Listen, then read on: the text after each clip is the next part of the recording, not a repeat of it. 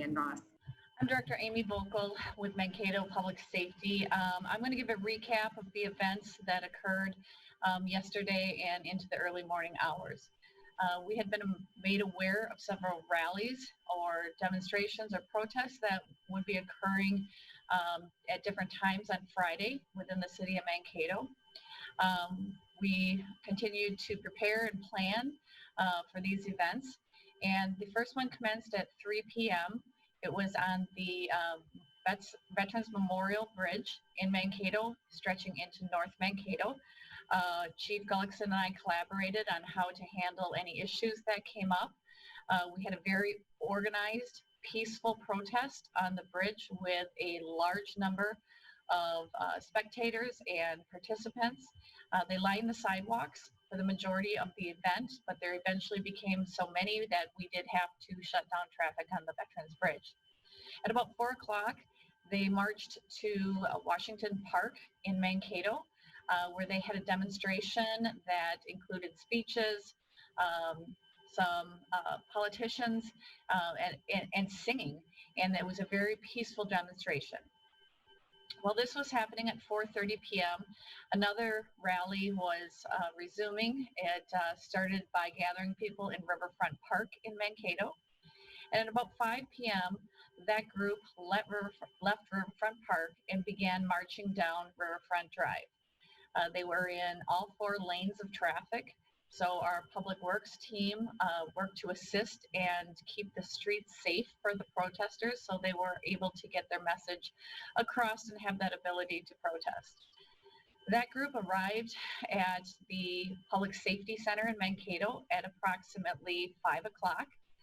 The other group had left Washington Park and had been walking around different parts of the neighborhoods and eventually converged here with the other group. At that time, it's estimated there were 500 to 600 spectators around the Public Safety Center. There were some chants. There were calls for justice. It was nonviolent at this point, and we continued to allow for protesting, ensuring that the protesters were safe and no vehicular traffic got into the area. After approximately 45 minutes, the 2 groups separated. Some had commingled. One of the groups from the Veterans Memorial Bridge appeared to be the one who left and went back down towards the bridge, and then it seemed most of them dispersed. The other group stayed at the Public Safety Center a while longer, and then they began marching. They marched over to Stoltzman Road, marched up Stoltzman Road, up through MSU, and then back down to Warren Street. They marched around the downtown area again some and returned to the Public Safety Center. At this time, the behavior was becoming a little heightened with some louder chants. We observed individuals picking up rocks, some with sticks. Garbage cans were disrupted. A light pole was knocked over, but the group eventually left. They continued to march for a while and returned a 3rd time. At this time, the group was probably between 125 and 150 people. On the 3rd time they came, they were even more disruptive. There were numerous people who picked up rocks again. Spray painting occurred on our building, and the general unruly behavior continued. What was remarkable about this was what we could see in the crowd of protesters trying to talk other protesters out of any damage or anything that was occurring, and that was very heartening to us. And those people who were trying to keep it peaceful really stuck with this group, continuing to urge peace. That was greatly appreciated. Eventually, they left from our area and they marched down Riverfront Drive. They got to Madison Avenue and decided to proceed on Madison Avenue. Again, at this point, we were approximately 120 protesters. We started noticing a lot of cars following the protest up Madison Avenue, many of those being just spectators watching what happened, but some of them obviously picking up spectators or protesters at this point, giving them rides and unloading new protesters that continued on. They arrived at Madison and Victory. They sat in the intersection for a while, and we again ensured their safety, allowed them to protest, and after approximately 20 to 30 minutes, they continued eastbound on Madison Avenue. They reached Madison and Raintree. They turned on Raintree in towards the River Hills Mall, and then converged on the Target in the Target parking lot. At this point, we had pretty close visual contact. We were still allowing them to protest. However, the unruly behavior continued with a lot of fireworks and firecrackers that were being let off in the parking lot. Shopping carts were being pushed around pretty aggressively. And eventually, several of the protesters approached the front doors to Target. Again, we had another group standing in front of some of the protesters and the front doors, and these were also protesters themselves, urging the other protesters not to cause damage and not to break down the doors. Very shortly thereafter, a skateboard was swung at the front doors. Law enforcement immediately converged. We were able to very quickly and very successfully clear everybody out. Unfortunately, 3 doors at Target were broken. We continued to follow the crowd and tried to get them to disperse. At this point, many on foot, many in vehicles. Within minutes, we received a report for the T-Mobile store on Raintree that they were being burglarized. What we saw was, again, windows being broken and 6 or 7 individuals entering the store. By the time we arrived, which was seconds later, those suspects had already left the area. And so we continued to move the protesters out, protect the businesses. We had them converge on several different businesses, but they were not trying to enter or damage at that point. Our damage estimate at this time is unknown.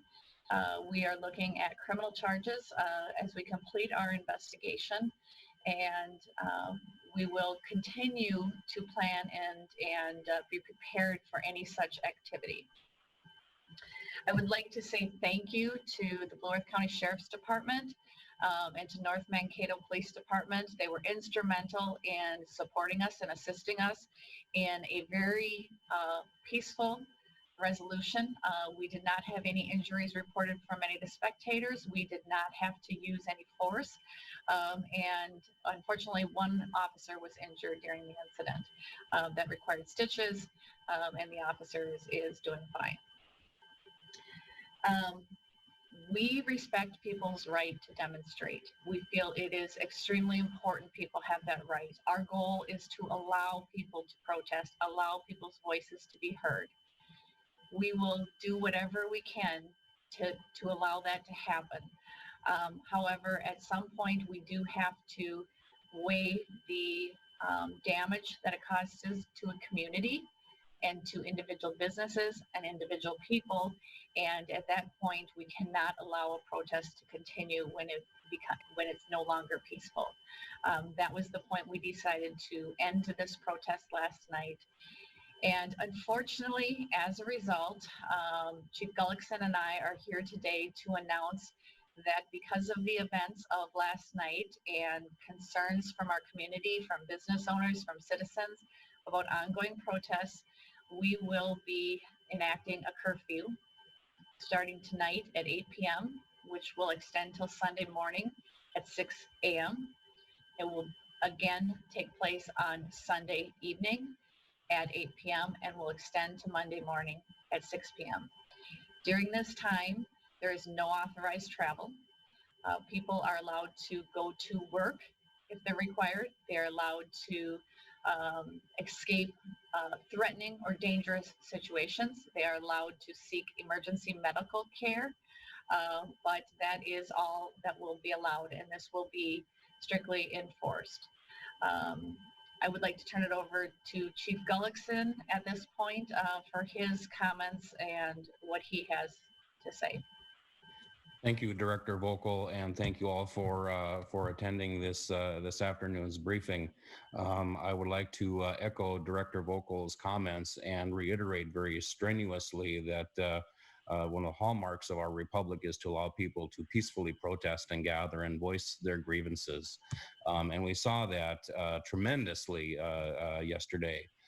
Except for the examples of but a small but very vocal group that were intent on causing more disruption and property damage that spoke directly against the meaning of a peaceful protest. And I think the coordination between the agencies on both sides of the river was tremendous. That is something that I think has been enjoyed here for years and will continue to be that way. We are more closely aligned than not. So I would thank those that were in attendance yesterday that, as Director Vogel said, we're trying also to encourage peace, encourage safety for all those involved. My hat is tipped to you. We appreciate that greatly. And I think your measures did have a success, and things were addressed, and they were addressed safely. We look to the community for your continued support. I know as I was out and about last night, I had community members come up to me and say that we appreciate what you're doing. They had heard what was going on. This was in no way reflective of their values or beliefs, and we appreciate that support from our community as a whole. So that with that, Edel, would you like to field any questions? Sure. Are there any questions for Director Vogel or Chief Gullickson? Again, if so, please raise your hand using the hand function or number 9 if calling on a phone. I see Mitch Keegan from KUIC.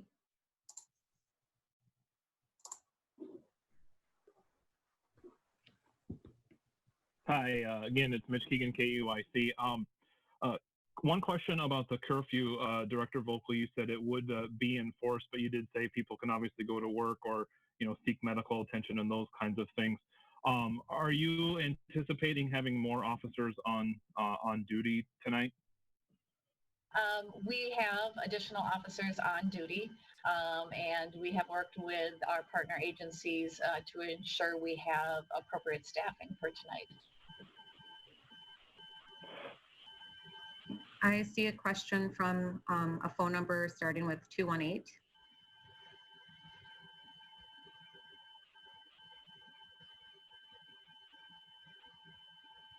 Hey, this is Brian from the Free Press. Can you hear me? Yes. Okay. Yeah, my question's about, you mentioned Target and T-Mobile. There's a couple businesses that got some damage. Any additional ones on top of those? Not that we know of at this point. I've heard of a couple that may have been damaged, but I don't have all the reports in yet. But nothing that was called in at the time. Okay, and then any arrests happen? Did any arrests happen last night? No arrests happened last night, but we are still concluding investigations, and we look forward to charges in the future.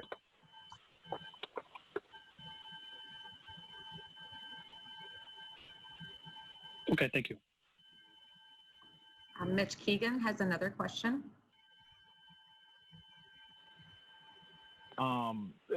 So the curfew, going back to that, is that for both the cities of Mankato and North Mankato, or does that extend outward into Blue Earth and Nicollet counties as well?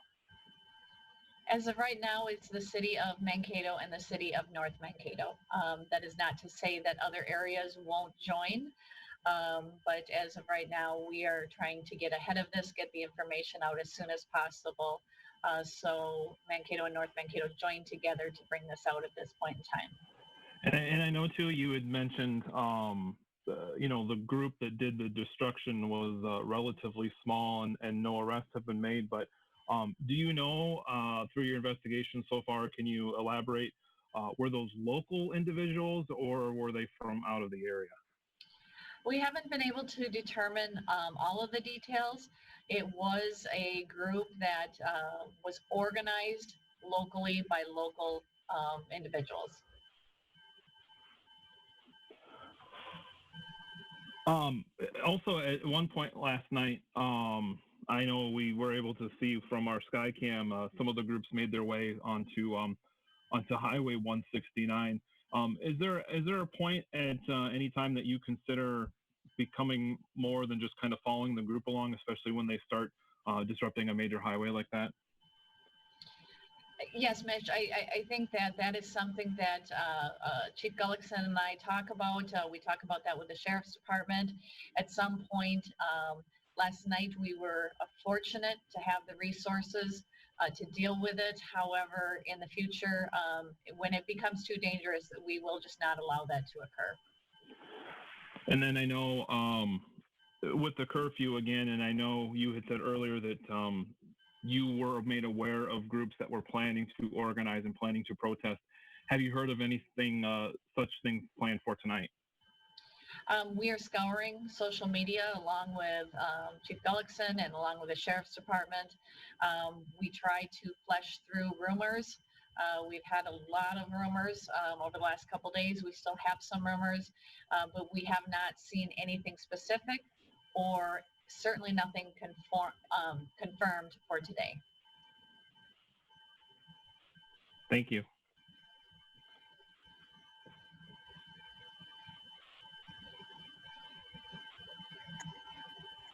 Okay, we have another question from Brian with the Free Press.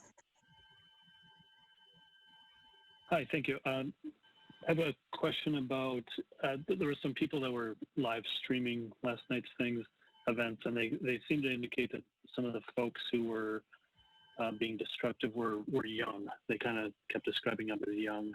Is that something that officers noticed, that there were some even like high school aged people among this crowd? Certainly. I think that all took us a little bit by surprise. I would say the ages, the most common age was probably the age of 18 to 26.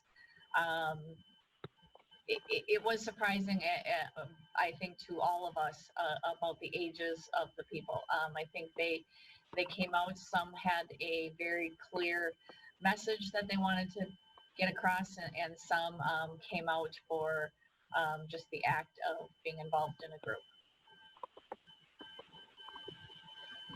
Okay, thank you.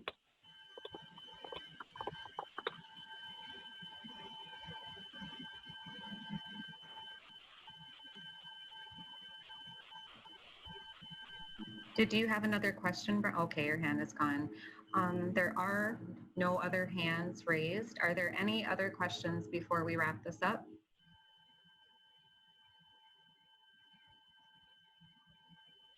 Okay, I see Mitch Keegan does have another question. This is either for Chief Gullickson or for you, Director Vogel. I know you said that you obviously support people's rights to protest, and you obviously hope that they do that peacefully. You know, what are your words to folks who sympathize with what's going on in the Twin Cities and all the violence that we see there? Obviously, I know this is what we're trying to prevent, something similar as to what's happening there. I'll let Chief Gullickson answer that. Yeah. I'm sorry, Mitch, my internet cut. Could you repeat that question?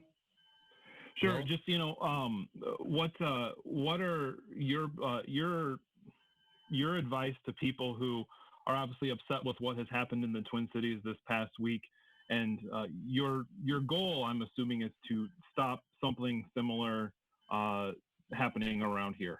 Yeah, absolutely. Thank you for that. My apologies for technical difficulties. There is a lot of anger and there is a lot of angst. And people want a way to voice that and voice their concerns. There is a way to do that, to do it peacefully, to do it respectfully, and to make sure that that message is adequately relayed without being marred by acts of violence or destruction that serve no other purpose than to take away from getting voices and opinions heard in a manner that is inclusive. we would stress that people maintain that and exercise their rights responsibly in cooperation with us, with other community members, to have a more healthy outcome. So we don't see instances of communities, and this truly hurts to see instances of communities where their infrastructure is being burned down. It serves no other purpose than to further wounds, to further emotions and distress. We don't need that. And I think by and large and I'll speak on behalf of the region, and maybe Director Vogel can dovetail into this. Like I said earlier, we had people coming up to us that appreciated our cooperation and our joint response to allow them the opportunity to peacefully demonstrate. And they had no time or tolerance for those that decided to act in a way that was outside of that. So we encourage people to protest peacefully and to work in cooperation with us. Couple of follow-ups. Can you again give the details of the curfew that starts tonight, and then when it runs through again? And then also, do you anticipate having to extend that beyond tonight and tomorrow night?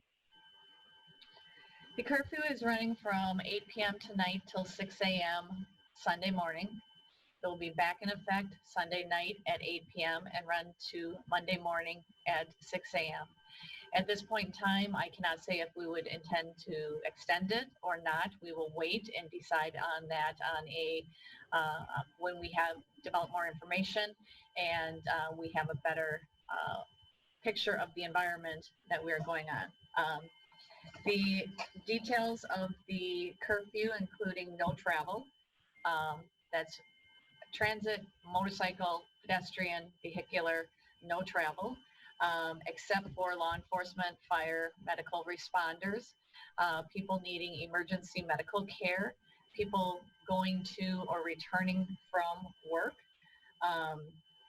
and members of the news media, and anybody else who is authorized by a city, one of the cities. So those are the exceptions, and we will be looking and be watching, especially for those groups we see gathering for no specific reason, and we will be ensuring that those people are abiding by the curfew. Thank you.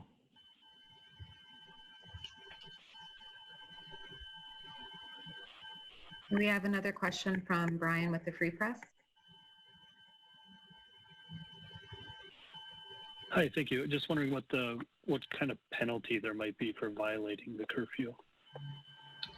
We are currently working through that with our county attorney's office, and I believe that is the same for North Mankato. Is that correct, Chief Gullickson? That is correct. Okay, thank you.